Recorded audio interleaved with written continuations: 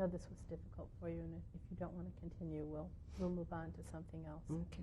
Just think it's important as people. This is the hardest part, because I feel so guilty for not being there, and yet I feel maybe it was meant to be that I shouldn't have been there. I mean, I have such mixed feelings about it. Would you like to elaborate on that a little bit more, about your mixed feelings? Well, I used to ask myself, I don't anymore, because I have a lot to live for right now. Why me? Why was I survived? From all of them were killed. I mean, they were innocent kids. And I had no explanation except to say that there was fate. It was meant to be. And that sort of gave me a little comfort that it was meant to be. And I always try to figure out why. And sometimes I come to the conclusion that God works his own miracles in a certain way. And he must have had the reason for me being here and surviving, being maybe a witness to it, or bringing the wonderful children I have into my life, or I still didn't figure it out why.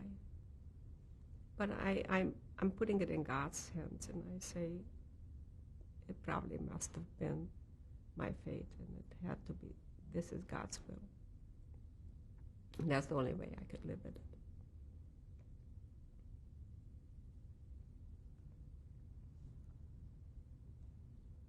Do you feel, how did you feel once you got married and you realized that you could continue? At that point, you were so young. To comprehend everything that had happened must have been extraordinarily difficult for you. It was terrible. Plus the fact that I didn't realize that I wasn't that well myself from all the things I went through. And I lost 2 children of my own after the war.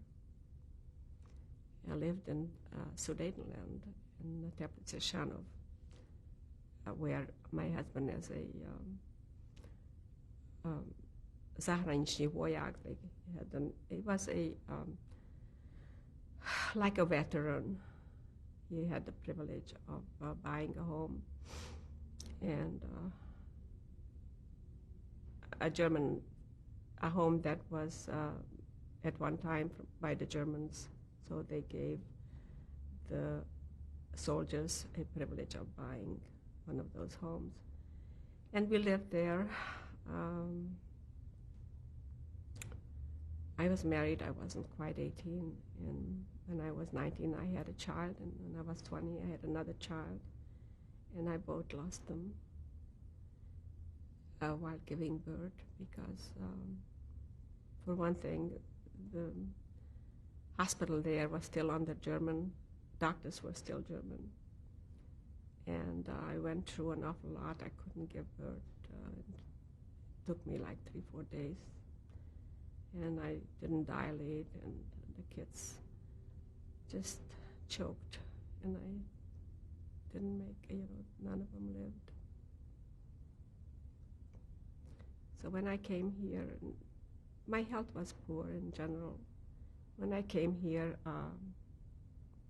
in 1949, I was only 22 years old, and I was already 4 years married and had already a lot of things behind me, I had 2 wonderful children here, and I have 6 wonderful grandchildren.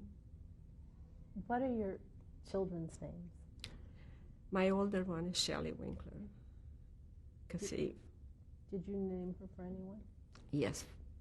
Shelley Lynn, she's for my mother and my husband's mother. And Marvin Winkler is for my father, Marvin Moses. And he has also, Joseph is Mike's Mike's father. So he's Marvin Joseph. And my grandchildren, I have 4 grandchildren. My son has 4 children, and my daughter has 2. They're wonderful children. We're going to see pictures of all of them, or they're all going to be here. So we'll go through their names when you when we do that. I wanted to ask you a question. Sometimes I like to ask people, and I don't know if you've even thought about this, and if you don't want to respond, that's up to you. But I often think about people who were born at the time you were born, and how much of their youth was they were robbed of their youth. Not only were they robbed their lives, their families were taken from them, but they were robbed of all the normal things that you feel, dating and dancing and listening to music. Do you ever think about that at all, those things that were taken those years? Yes, I wish I would have been born in this country to a nice family, and I wouldn't have had to go through all these things that I did. I mean, it was very unfortunate that what we had to go through. I had no teenage life. I mean, sometimes I have a hard time comprehending how children think and how children. I mean, I seem to have been a grown up all my life as a child, and didn't have any of the pleasures that the youngsters have here, and the teenagers have. And I think they're very fortunate, and I think they should really value it. Once you came to America, did you work, or did you? I worked all my life. I worked in Czechoslovakia. We had a grocery store after we settled, and here I went to school, and I became a real estate broker, and I did very well. I worked long hours, and the need, I mean, we had it very hard. We came here with penniless practically. Not practically, but $20 in our pocket. And had a hard life, but I'm very proud of it, and I'm very proud of what I accomplished, and I'm very thankful that I had the opportunity that this country gave me, an opportunity to do the things that I did, and I'm very passionate to people. I feel for people.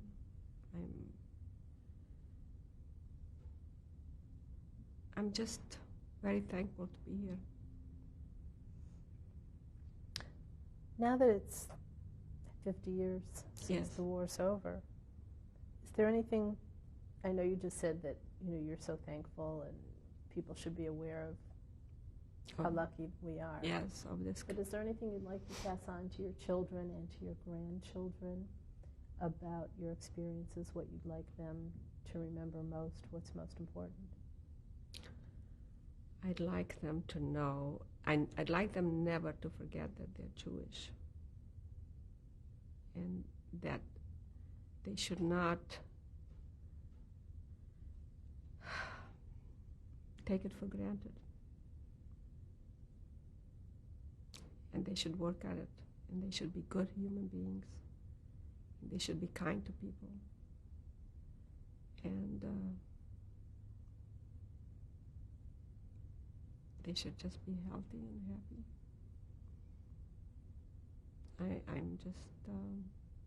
I would like them to carry on a little bit of the tradition that I have. I know it's not going to be as much as I feel, but I do hope that it's going to, something rubs off, I'm sure. And that's about it. Well, I think we're going to stop now, and we're going to film your photographs and meet some of your family members. This is my father, taken in World War II. and World War One. World War One. Excuse me.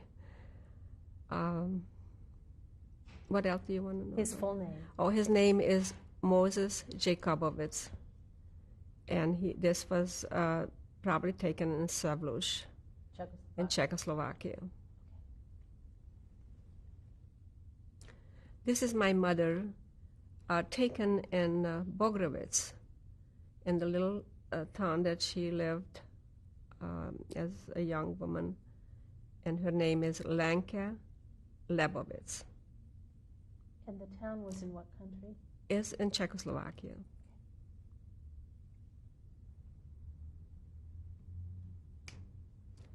This is my sister. It is the only picture that I have from all my 9 sisters. Where is she in the photo? She is on the right side. And what is her full name? And her name is Janta Jacobowitz. And do you know approximately when this photograph? This picture must have been taken around 1937 or 38. And do you know where? What city? In Savlush, Czechoslovakia. This is a picture taken of me in 1938 and my cousin in Savlush, Czechoslovakia. I used to have a crush on him, and he's the one that just came back, just emigrated from Russia to Israel. His name is Yanu Lebovitz.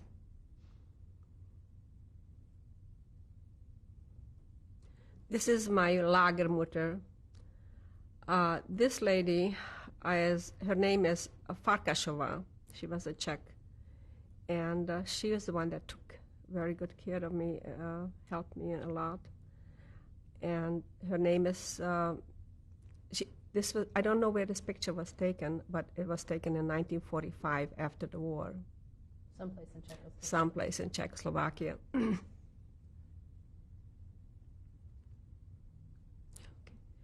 This is the house that I took a picture in 1945 in Savlush. And I can't see it. Oh, I think, isn't this the home in which your family lived? This is why you took the photograph. Yes. And the person in front, you don't know. I don't know what that is. But this was just your family home. Yes. This was the home that you returned to and found Germans living. Right. Czechs living. Czechs. I mean, yes. Christians. Yes. This is my Aunt Pearl, and she's the one that brought us out to this country in 1949. Her name is Pearl Strauss. Do you know, was she a nurse or she must She was a volunteer during the war. Oh, so this picture must have been taken. She gave this to you? Yes, she gave this to me. But this was during when we came here. It was during the war.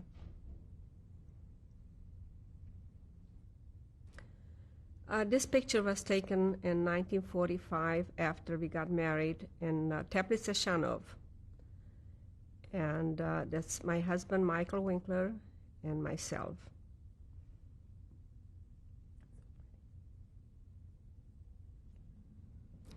On the left side, this is a picture of my son and his family. On the left side is Jason, he is 8. And Sam is a twin of Eric. Sam is in the middle and Eric is on the right. And they are born, they're 6 years old. And that's my son, Marvin Winkler, and he's born in 1954. And Sherry, his wife. And I'm very proud of them. Why don't you tell me what year this photo? When was this? This was taken this year, 1945. 1995. And where was this photo taken? I think they had a meeting in Vegas, and they took the kids along. In Las Vegas. Yes. And what does your son do? My son is chairman of the board of a big company that he sold his company to, and they took him to bring the other company around. And we have one more picture. And Sam on the left-hand side is named for my husband's uncle. And Jason is named also for my husband's family and mine. They all both have two names. Wait, why don't we start this again? Why don't we start on the left and say, this is my husband, Michael Winkler, and then say, this is, and then do it that way, and then you can do each person, and tell me each of the children's full names, okay? Okay. On the left-hand side is Michael Winkler, my husband, and next to him is Sammy. Sammy is named for his uncle. And on top is Jason. Jason is named after my family and his family. They all have two names. And the baby is just a year and a half old, and she's Nicole. She's also named one of my sisters, after one of my sisters. In Jewish, and the English name I think they just picked. And then it's me and little Eric. Eric is the twin of Sam, and he's also named in the Jewish name after our family. And the English name I think is just given. Now, where was this, what city and state? This was taken this year in 1995. We were in Chattanooga. He lives in Chattanooga, Tennessee. Okay. So this is the last of the photographs. Now we're going to bring on your daughter and her children with your husband. Thank you. Okay. This is my family, Michael Winkler, my husband, and Shelley, Cassie Winkler, and my daughter, and Natalie, my granddaughter, my precious grandchildren. She is Natalie Kassif, and she is 19. And Corey Kassif is going to be 21. And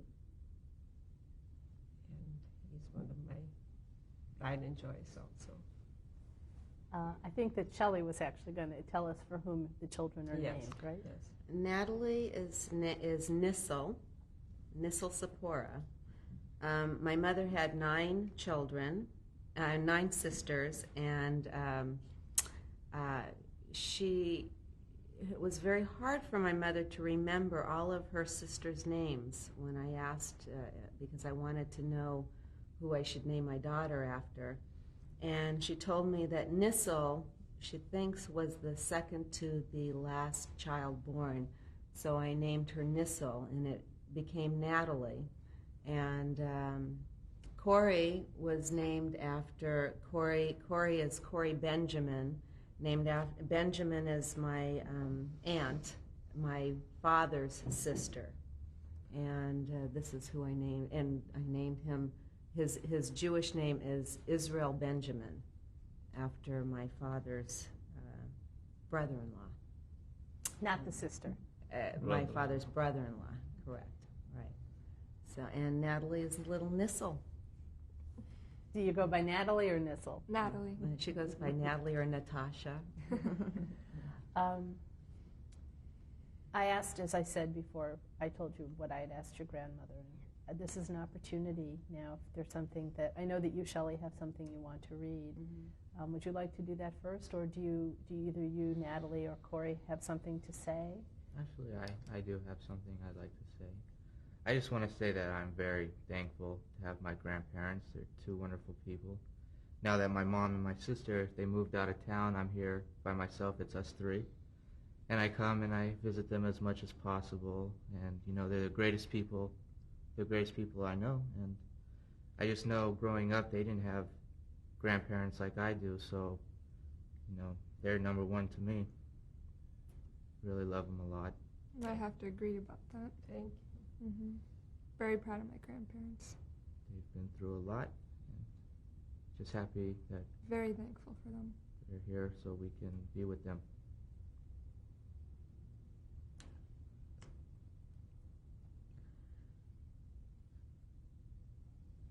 You want to take a moment? Yeah, I grew up without grandparents, and so I think it was very important that my children were privileged enough to have them. And I made a special concerted effort to let them know that they were very lucky, to have grandparents. Which we are. Is there something else, though, Shelley, you'd like to say? You indicated. I wrote something quite a while ago that I think is apropos to the way I feel about being the child of a survivor. So if I can just read that. You can't understand why I am different, but I am. I look like you. I speak the same as you. I play and work and eat and sleep like you, but I am different. We have the same concerns about children and the homeless and world affairs. Our hopes and dreams for the future are the same, but I am different. The faded crimson stains of spilled blood are on my hands, and it does not wash off. The muffled cries of innocent babies are in my head, and the sound does not subside. Barbed wire surrounds the perimeter of my heart, and it hangs heavy with the guilt of all who are gone forever. I am different because I cannot change or forget or erase who I am. I am part of a past that I did not live in. It was fate or karma, or was it luck that saved me from the physical devastation of a single yet infinite generation? But it is not separation or time enough to relinquish all that hurt inside. The older I am, the more aware of the differences I become. I look into my mother's eyes and I see what I denied as a child. I cannot turn away now. I face it. I feel it. I swim in the destiny that is my birthright. I do not want to change. This is who I am. I am proud of my birthright. There is a rhyme and a reason to all that we are. If I forget who I am, it could happen again. Not to me, but to the children of my children. I am sad for all that could have been, but I am strong for all that can be. I am different. That is who I am. So do not cringe when I speak of it. I do not want your yawns or pity or lectures of what is past. I am proud of this strength. I am in awe of the courage. This is part of me. This is who I am. And that's for my mother, because that's who I am, part of my mother.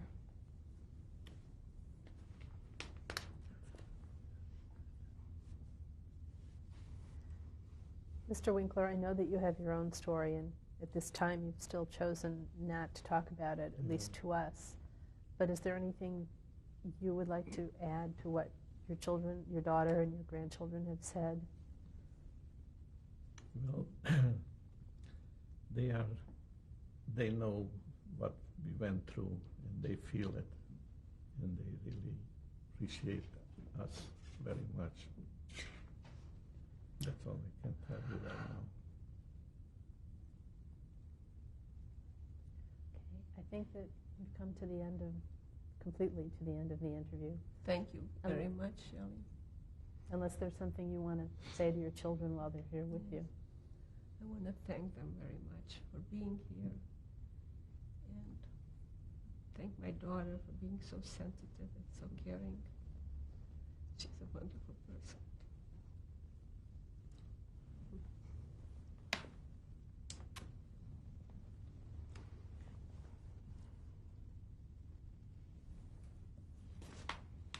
Thank you. Thank you.